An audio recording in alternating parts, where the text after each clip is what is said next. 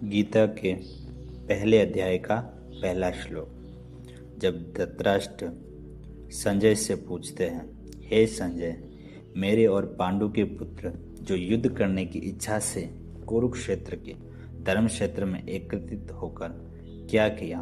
धृतराष्ट्र जो जन्म से अंधा है, वो जो सुनता है वही बोलता है, यानी अज्ञान, जिसमें हमारा कोई अनुभव नहीं।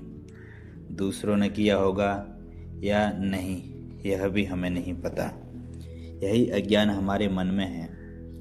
धृतराष्ट्र हमारा मन है जो दुर्योधन को छोड़ना नहीं चाहता। दुर्योधन जो विकारों से भरा है, यह विकार भी उसके नहीं है।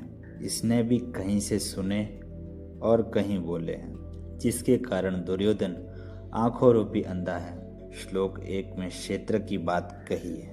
यह क्षेत्र हमारा शरीर ही है। अगर हमारे शरीर में परम तत्व है तो वह दैवीय क्षेत्र बन जाता है, जिसमें खुद को शून्य मान लिया जाता है।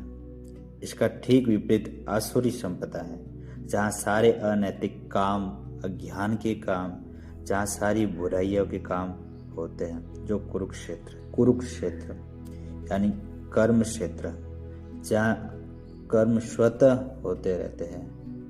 आप चाह कर भी या ना चाह कर उसे रोक नहीं सकते।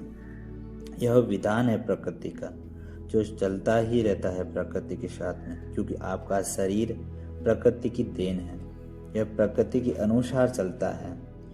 जहाँ आप कुछ करें या ना करें, यह अपना कार्य स्वतः करता रहता है। यह अपना कर्म स्वतः ही करता रहता है। जहाँ आप चाह कर ना इसे रोक सकते हैं और ना चाह करके आप इसे कर सकते हैं। आपके शरीर में जो श्वास चल रही है, यह भी एक कर्म है।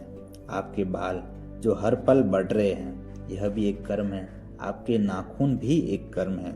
जहाँ आपका कुछ नहीं चलता, जहाँ आप चाह करके रोक नहीं सकते और चाह करके उस कर्म को कर नहीं सकते। यह प्रकृति का नेचर है, स्वतः चलती रहती है, जो हर पल चलती रहती है।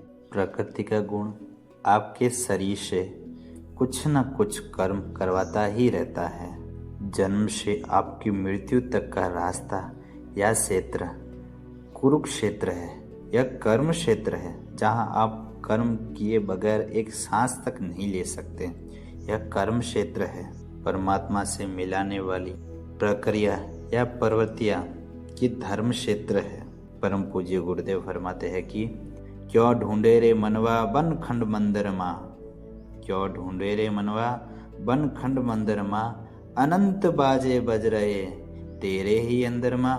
गीता के अध्याय 13 के श्लोक 1 में श्री कृष्ण कहते हैं, इद शरीर कौन्ते क्षेत्र मित्य भिद्यन्ते।